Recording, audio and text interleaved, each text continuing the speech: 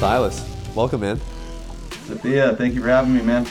Yeah, I'm excited, man. You got such a cool story. I think we're really gonna impact a lot of guys here with just your journey.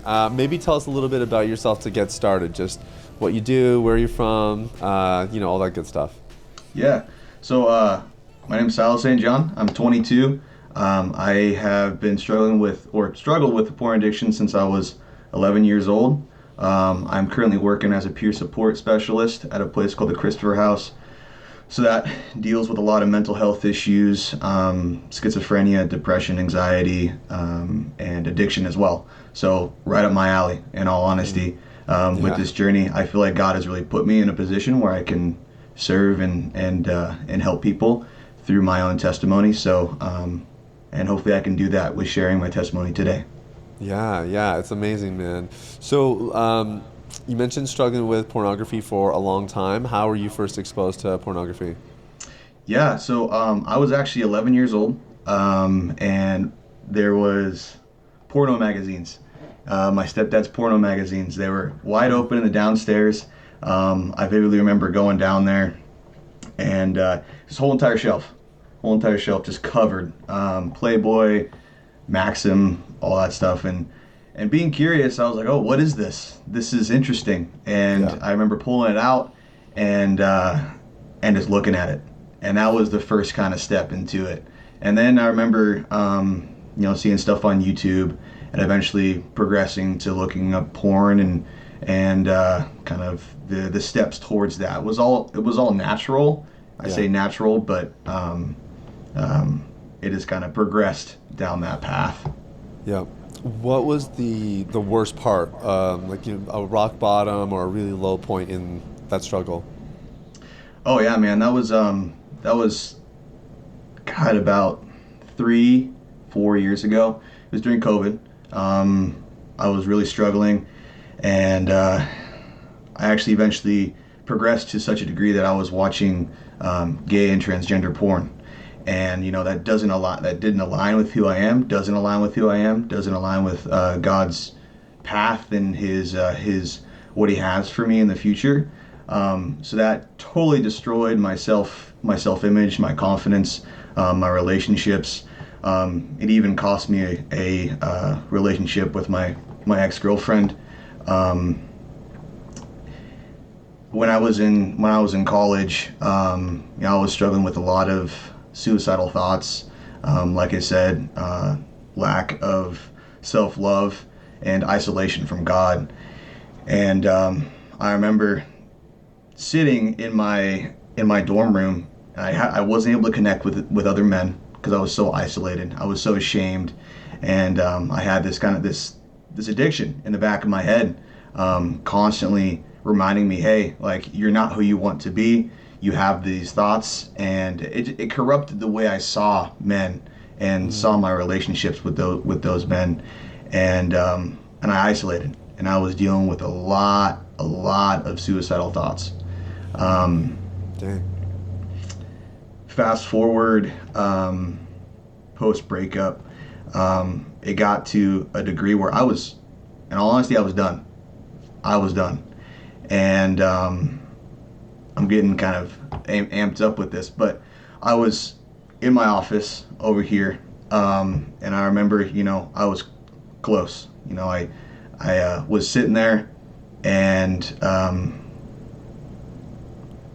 I was sitting there. This is heavy, so I'm sorry if this is getting heavy. I loaded the gun, put it up to my head, and the first thing that I saw was the deep clean forgiveness template, and this was post breakup. And I remember looking up and starting to forgive everybody, forgiving my stepdad, forgiving my mom, forgiving my ex girlfriend, her stepmom. Um, You're doing this with a gun to your head? oh yeah, yeah, deep clean. I'm not even kidding. Saved my life figuratively, and just the whole entire thing. Deep clean has saved my life. Dude, I didn't know this part about your story. This is wild. What? Hmm. But this is before you did the program. So why did you have that script? From a giveaway or from the book? No, this was about 5 months ago. So I was Okay. going I was going through the program. I left that out. I apologize about that. But No, that's fine. Yeah. Okay, that makes sense. So, okay, sorry, I did not mean to interrupt. This is just part of your No. story that I didn't know. So, continue. Yeah. I remember looking up and seeing that, and just starting to forgive people, and with that forgiveness, it lifted it lifted a weight off my shoulders Yeah. for sure, and allowed God into my heart. You've been clean of porn now for how long? Is it 9 months, 10 months? No, this is going on 4 months now. Oh, sorry, it's 4 months. Yeah, okay. So I'm Yeah, getting that. So what was going on in the 5 months? We fast forwarded in your story a little bit, but now we're here, yeah. so this is great. But what was going on? Why did you have a gun to your head and were you just convinced this wasn't going to happen, wasn't going to work for you? Yeah, I was at a point where I was so fed up. You know, um, I believe that the genre of porn had destroyed who I was, destroyed the relationships, and I was fed up. I'm like, I have nowhere to go. I have nowhere to go, and I've been stuck with this for 11 years out of my life, and I'm tired. Hmm. And that point was it was the point where I decided that I really needed to commit to the program, commit Hmm. to going to the calls, commit to journaling, all using all of the resources, and truly diving in. Hmm. And that's when I saw real progress. That's when I truly saw real progress. I haven't relapsed since. I've been connecting with my spotter. His name is Josh. He is an amazing guy. I Cool. wouldn't be where I am today without him. He's helped me in so many ways. So when I say find a spotter that you can actually connect with deeply, because it works. It truly Yeah. works. How did you find Josh? He was actually on the program. Yeah. Yeah, he was in a pretty. I'm not going to share his story, but he was in a rough spot as well, and we needed each other, and we truly, both of us believe that God led each other to each other, Hmm. to help us out of the storm. And yeah, man, we've been a really big support for each other. Having we'd have calls for like the longest was 6 hours. We were just sitting Wow. talking. He's on the East Coast. I'm on the West Coast, and just talking about life, getting deep, getting into the nitty gritty. Wow. What made you put the gun down? At what point did you realize, like, okay, I'm gonna let this go? I realized when I looked up and saw the forgiveness protocol, I realized God had more for me. God had more for me than the porn, than the suicidal thoughts, than the depression, and and I I also realized, I didn't want to do it. Like, it was Hmm. truly like, okay, God has more for me, and I just need to commit. I need to commit to getting rid of this, and that's when I put it down and made a decision. Okay, it's time for me to do the work. Yeah. Wow. So, this is going to be a very different interview for people that have heard us, share these stories before, because this is actually a really powerful demonstration of um, how, in some ways, it's easy to kind of take that first step. You join the program, and I'm curious, like, from when you started to those first 5 months, obviously things were not going the way you had imagined. Why is that? I know you just touched on, commitment to the program and that sort of thing, but why were you not committed, and what was not happening for you those first 5 months in the program? Yeah, so I wasn't doing it for myself. I was doing it for another person. I was doing it to keep a relationship. I was doing it to make other people happy, Hmm. and that was my first time through. And I had a lot of growth, and I learned a lot the first time through the program, and the second time, I was left by myself. I had nobody else except for the choice to, hey, I have to do this for myself. I have to have an internalized reason to truly commit, and and I and I realized, I'm worth the change. I'm worth um, becoming free and Hmm. living in freedom. and Wow. realizing that it was internalized, that I can do it for myself, really flipped the script. I wasn't doing it for anyone else anymore. I was doing it for me, and doing it for God. And Wow. that was the change. That was the flip of the switch. Dang, it's crazy. So there's a lesson here, which is commit, right? Commit Yes. to what you're doing.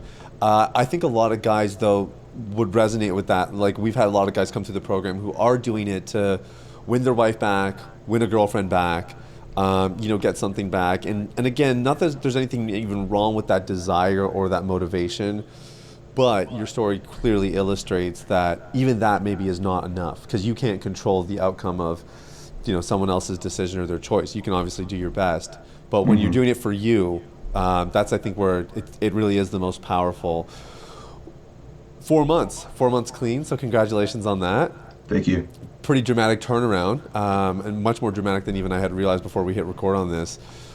What's been different these last 4 months? So you committed, but I do think anybody can commit in the heat of a moment, like, whoo, okay, I'm glad, they survive a health scare, a car accident, in your case, a suicide or a near suicide attempt. But that often will fizzle away, right? And a couple weeks or a couple months later, it's kind of status quo. So why have things been different for you all these months later? Yeah. You know, Realizing the man that I am, uh, living in freedom. Realizing I have confidence. My connection with men, which was a huge part of the shame cycle. In all honesty, I couldn't connect. Hmm. Realizing that, hey, I can build those healthy relationships, and all in all, just also my relationship with God. I've really committed to going to church, praying, reading the Bible, and seeing how connected I am, and seeing how my life has started to progress without the need for porn, and without the need to cope in that way, and using those healthy coping mechanisms. It boosts my confidence, and I feel like I can meet people in the eye, have conversations, and not have this lingering thing in the back of my head saying, "Oh, I know I'm still doing this." Yeah. It's destroying my moral compass.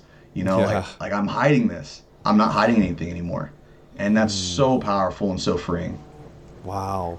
How did you get over the viewing gay and transgender porn and, like you said, kind of the havoc that will wreak on somebody's identity? How did you work through all that? For a long time, I kept it in. For a long time, I didn't tell anybody. For a long time, I was like, I have to deal with this. I'm so ashamed of it. I can't Yeah. share it because I'm fearing the rejection of my family, of my friends. And I decided to tell people. I decided to own it.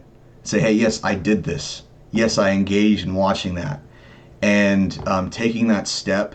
And there's one of the calls with Matt. I vividly remember this. He, I'm sharing with him the fear, and he gives me this mantra: faith over fear, faith over fear. Trust God, don't trust the fear. And going into the conversations, I'd have that fear. Of course, you have that fear because there's this thing that you've been doing for so long, and that genre of porn is so out there, Yeah. and I mean, for me, I was fearing rejection. Like, oh, are they gonna think I'm this way? Are they gonna like look down on me? And taking that leap of faith and owning it and talking to people about it, was so freeing. I've told all my friends, I've told all of my family with what I've been struggling with, Wow. and making that realization, and all of them accepted me. All of them understood. All of them were gracious and just willing to be there for me. And taking that leap into the next, um, using that as part of my recovery was just so freeing. So I encourage all the men on here. If you feel like you can't share, faith over fear, take the leap. And if people, like you say, you'd rather be 100% you and rejected than 80% Yes. yourself That's and that's accepted. the bit. Yeah. Mm-hmm.